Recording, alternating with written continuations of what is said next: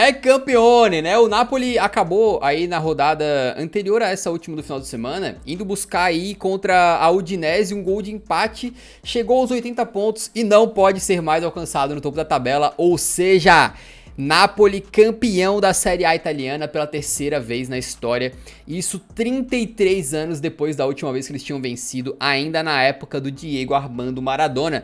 E foi um título com muita autoridade, eles conseguiram empatar aí com a Inter de 2006-2007 e também com a Juventus de 2018-19, conquistando a Série A com 5 rodadas de antecedência. É muita coisa, né, cara? Um título que realmente acho que ficou escrito já que ia acontecer desde o finalzinho do primeiro turno, né? Na real, acho que depois que tem aquele confronto direto lá que o Napoli mete 5-1 no Juventus, ali acho que ninguém mais duvidaria do Napoli, né? Que realmente teve uma queda muito acentuada na sua produtividade nesse mês de abril aí, mas conseguiu garantir o título de qualquer maneira porque tinha muita gordura, né, cara? Muitos pontos de vantagem na liderança.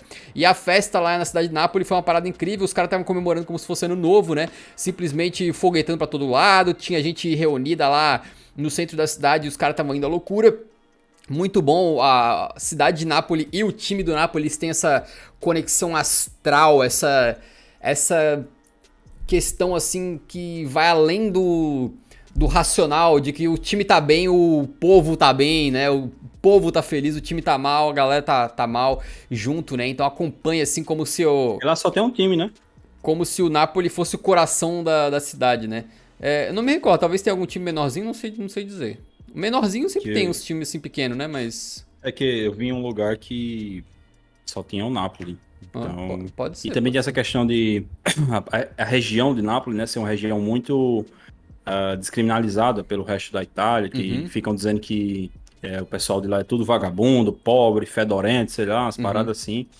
Então, quando o Napoli tem uma vitória assim, isso dá uma resgatada na autoestima da galera, que é algo que transcende o futebol, vai muito além de futebol. E a gente teve também aqui a questão da alternância de campeões na Série A italiana. A Série A italiana que, um dos motivos pelo quais eu tenho um rancorzinho com a Juventus, é que, cara, quando eles começaram a ganhar os títulos italianos aí, eu tava mó feliz, pô, Juventus voltando e tal. Mas, cara, os bichos encaixaram 9 em seguida. Perde muita graça, né? E eles ganharam pela última vez em 2019 e 20. E desde então a gente teve uma alternância incrível. Eu acredito, Yuri, tenta puxar de cabeça, mas nenhuma liga europeia. Acho que tivemos 4 vencedores diferentes nas últimas 4 temporadas. Acho que não teve nenhuma liga. Não, não, na França não tem. Na Inglaterra não tem por causa do Na City. Espanha, muito Na Alemanha, menos. muito menos. Na Espanha teve teve Atlético de Madrid. Ah, na Espanha teve, eu acho que parecido. Teve Atlético de Madrid. Não, teve Barcelona 19. Aí Real Madrid 20. Atlético de Madrid 21. Foi 3 campeões em 3 anos. Mas não chegou a 4, porque no outro ano quem ganhou foi o Real Madrid de novo. Em Portugal, agora, se não me engano, também a sequência tá Sport em Porto e a próxima poderia ser o Benfica, né? Se eu não tô enganado. Tem um Isso, periguinho aí, tipo, mas não, os últimos dois campeões acho que foram o Sport em Porto e agora ganharia o Benfica, seria três diferentes, né? Creio eu. exatamente. Mas assim, é porque a maioria das ligas, elas podem até ter 3 times ali que brigam e tal, mas é muito difícil ter 4. Então, realmente, na Holanda, eu acho que o Ajax teve Ajax, aí agora vai ter Feyenoord. Então, acho que realmente deve ter mocota aí que não acontece isso em uma das principais ligas da Europa. E pra mim, assim, é muito legal isso aqui, essa imprevisibilidade que a gente tanto elogia, ou pelo menos elogiava, né? Antes do Flamengo e do Palmeiras darem essa subida nos últimos anos aí. A gente sempre elogiava esse negócio do Brasileirão, né? Que era a liga mais imprevisível do mundo, papapá.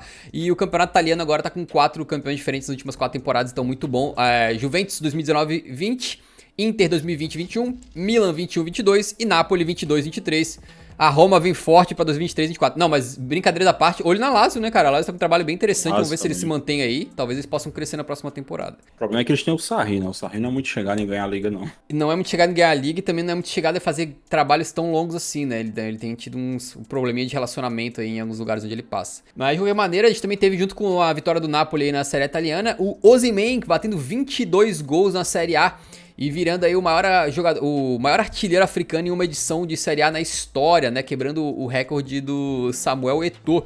E também, marcando mais um gol agora nesse final de semana, bateu 47 gols na história da Série A como um todo e ultrapassou George Weah, simplesmente o Weah, bola de ouro, né? E virou aí o africano mais goleador da história da competição. Então o cara tá de parabéns, realmente. Ele tem uma história bem bonita também, o Osimhen, né? E acabou conseguindo essas duas marcas bem interessantes. E aí com o Napoli campeão, a gente teve o presidente do clube, né? O presidente dono, que é o Aurélio De Laurentiis, dando uma entrevista, cara, muito legal. Ele é um cara que ele não tem muitas papas na língua, então ele fala mesmo o que ele pensa e às vezes de forma talvez um pouco exagerada, um pouco polêmica, mas ele deu uma entrevista sem segurar as palavras, beleza?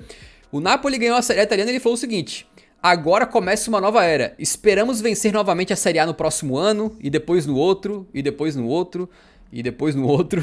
Tu consegue ver os caras de repente fazendo uma dinastia assim na Série A italiana, cara? Como é que tu vê esse time do Napoli pra próxima temporada? Eles podem permanecer nesse nível, podem melhorar, ou tu acha que foi uma temporadinha a famosa temporada golfinho, né? O cara vai, dá aquele pulinho assim e depois cai de novo. Eu acho que se manter os jogadores tem plenas condições de chegar forte para a próxima temporada, talvez ganhar o bicampeonato italiano. E o Spalletti teria um trabalho de... Desculpa te interromper. O Spalletti teria um trabalho de identificar o que aconteceu dessa queda de produção brutal aí desde abril, né? Sim. Porque... Cara...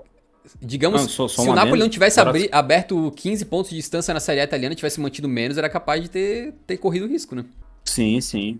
E acho que isso é representado muito pelo Kvaratskhelia, né, cara? Que já, se não me engano, são 7 jogos sem ele participar de um gol. Sem dar nem assistência, nem fazer o gol. Sendo que esse era um cara que praticamente converteu, né? Sendo que antes ele, praticamente todo jogo, ele dava uma assistência ou fazia um gol, né? Então, realmente é uma queda acentuada de rendimento. E não só ele, né? Os outros também. O Zielinski deu uma caída, o Anguissa teve a lesão do Politano. Então, acho que são coisas que... Inclusive, esse lado direito do Napoli é algo que tem que dar uma resolvida, né? Porque ninguém conseguiu tomar conta da posição. Nem o Politano, nem o Lozano. O Elmas aí deu umas quebradas de galho. Acho que é algo que eles precisam ver para a próxima janela.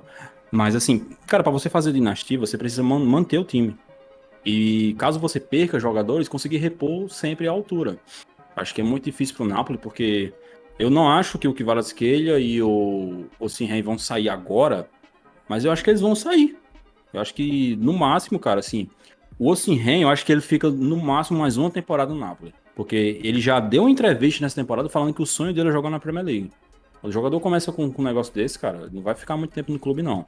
Como que parece que ele chegou agora, eu acho que pode ser que ele ainda fique mais uns 3 anos e tal, não sei. Mas é difícil, cara. Quando você começa a receber proposta de Manchester City, de Liverpool, de Real Madrid, de Barcelona, de Bayern de Munique, é difícil segurar os caras, pô. Porque não é nem questão de você querer segurar. É óbvio que o De Laurentiis quer segurar os caras, quer manter o time. Mas quando começa proposta direto o tempo inteiro, o jogador... pedindo para sair, começa a cair de rendimento e tal, não quer renovar contrato, aí acaba saindo, não tem muito o que fazer, não. E, cara, essa questão das substituições, né, de jogadores é muito importante, porque a gente já falou algumas vezes, mas o Napoli sabe muito bem substituir o jogador que eles vendem, né? A gente tava vendo um artigo aqui do nosso pessoal lá, dos queridos do Squawquá. Eles fizeram aqui uma lista de jogadores recentes que eram do Napoli, que eram importantes, né, acabaram saindo, e quais foram as reposições. Então eles estão puxando desde 10 anos pra trás, aí quando o Lavezzi foi pro PSG, eles contrataram o Pandev, né, e teve algumas outras saídas aí que acabaram dando muito certo, e no final das contas, algumas poucas que deram errado, mas nessa temporada especificamente, os caras tiveram a saída do Insigne e chegou o Kvara. Pô, que isso, cara, absurdo, né. No próprio meio campo ali, eles tiveram a saída do Fabian Ruiz, entrou o Anguissa, absurdo também, fez uma temporada brutal, né, o Koulibaly saiu da zaga, entrou o Kim Min-jae.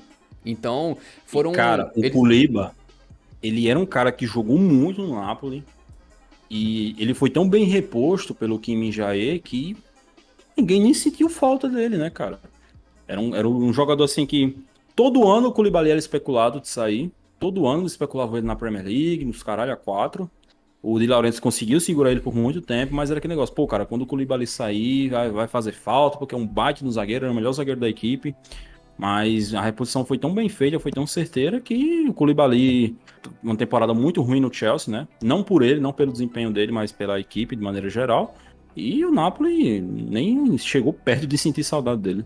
E daí, cara, essa questão aí, se eles acabarem perdendo alguns jogadores, é possível que o Napoli esteja atento no mercado já com algumas peças engatilhadas pra contratar, né? Se a gente conhece como é que funciona um clube de futebol, eles não começam a procurar jogador só quando abre a janela, né? Os caras já vão durante a temporada inteira preparando, fazendo as listas, o departamento de olheiros tá bem antenado, conversando com o departamento de futebol, eventualmente até com o próprio treinador, já alinhando algumas coisas. O Spalletti teve o seu contrato já ativado, uma renovação automática, né? Então o Spalletti continua no Napoli aí. Ninguém vai tirar ele de lá, a princípio. Mas a contratação da temporada, mesmo que tenha tido uma queda muito brutal agora a partir de abril, com certeza foi o Kvaratskhelia pelo desempenho, considerando o preço, né? 10 milhõezinhos, o Kvara tá com uma temporada aí que só na Série A foram 12 gols e 13 assistências. Um cara absolutamente brutal e que certamente vai concorrer aí a melhor jogador da Série A italiana, né? Na temporada inteira são 14 gols e 17 assistências. Um jogador muito interessante, cara. Um jogador que, infelizmente, depois dessa eliminatória contra o Milan, muitas pessoas começaram a olhar pra ele e falar: nossa, que vara merda. De que varadona ele passou a se chamar de que vara merda. Como se o cara não jogasse nada. É um absurdo, mas enfim. De qualquer maneira, uma grande temporada dele. Um achado daqueles no mercado, né, cara? E aí eu quero saber se... além dessa questão da dinastia da Série A italiana, se o Yuri acha que o Napoli pode, de repente, virar uma força na Champions também. Porque o Aurelio De Laurentiis, lá o presidente do Napoli, disse: se a UEFA não nos parar, como fez esse ano com a arbitragem... Acho que ele vai ser punido, hein? Acho que ele vai ser punido. Como fez esse ano com a arbitragem, e de fato no jogo de ida contra o Milan teve polêmicas muito complicadas com a arbitragem na expulsão do Anguissa. Teve um pênalti no Lozano, no jogo da volta, que o Rafael Leão faz o pênalti no Lozano e eles não marcam. Teve a suspensão do Kim Min-jae também, então foi polêmica, pra dizer o mínimo, né? Mas ele disse a UEFA não disparar como fez esse ano com a arbitragem, provavelmente venceremos a Champions League no ano que vem.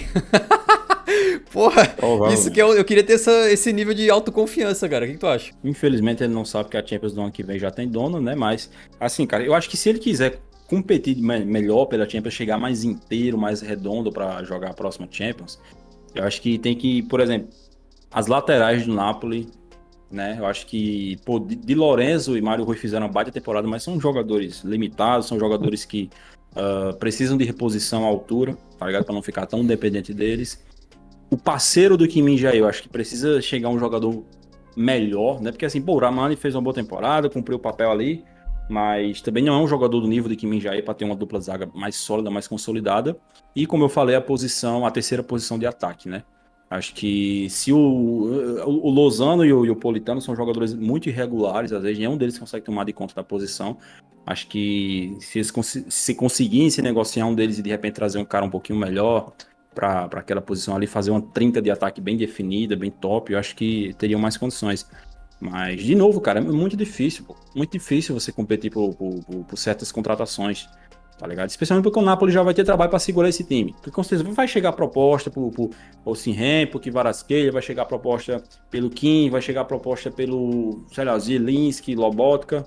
É difícil, cara, fazer essa projeção. Eu acho que eles têm mais chances de brigarem de novo pela Série A do que de chegarem fortes para a Liga dos Campeões. Sobre esse negócio de reposições, cara, só uma parada que eu lembrei agora que eu queria falar é que quando o Napoli perdeu, né, Koulibaly, Fabian Ruiz, Insigne, Mertens, saíram todos de uma vez só, muitas pessoas achavam que eles tinham perdido a ambição. E foi lá, o Napoli contratou jogadores pontuais, se encaixaram como uma luva e levaram um Scudetto. E olha o que o Aurelio De Laurentiis falou na entrevista, o cara foi sincerão, e geralmente não se fala esse tipo de coisa. Mas ele disse que alguns jogadores dele tinham perdido a vontade, tinham perdido a fome, e que ele queria dar uma renovada. E ele falou que não é possível ter sucesso sem espírito de grupo, que o grupo é mais importante, que pra ele não adianta você fazer uma contratação bombástica que vá possivelmente resolver todos os problemas do time. Não, o time só se resolve os problemas de uma equipe com espírito de grupo, e que assim ele estava buscando peças que poderiam agregar dessa maneira pra equipe. Bem interessante, então... Acho que, em outras palavras, ele disse que alguns desses jogadores que saíram aí já tinham perdido aquela gana, né? De conseguir batalhar, brigar pelas coisas. Mas, de qualquer maneira, o Napoli é um time muito interessante. Né? Os caras chegaram bem pertinho de ganhar a Série A umas 3 vezes e toda vez dava ruim. Deve um pouquinho natural que deve destruir a alma do cara, né, velho? E eles ganharam a Copa da Itália, pelo menos. Com o Gattuso ainda, 2020. Se não tô enganado, né? Foi com o Gattuso. Que foi o pior treinador que eles tiveram nos últimos tempos, mas mesmo assim foi o que levou uma Copa, né? Sim. Ele levou um título e o Sarri não. É loucura, é futebol injusto às vezes, né, cara? Mas enfim, cara, eu acredito que parabéns pro Napoli, acima de tudo, né? Que título fenomenal, 33 anos depois. Se conseguirem manter os principais jogadores aí, é capaz de eles conseguirem fazer mais uma temporada muito forte na próxima, pelo menos brigando pelo Scudetto. Se vai ganhar de novo ou não, é impossível saber, mas pelo menos brigando e indo forte na Champions também. Toda sorte pro Napoli aí, que eles consigam fazer mais uma temporada boa na temporada que vem.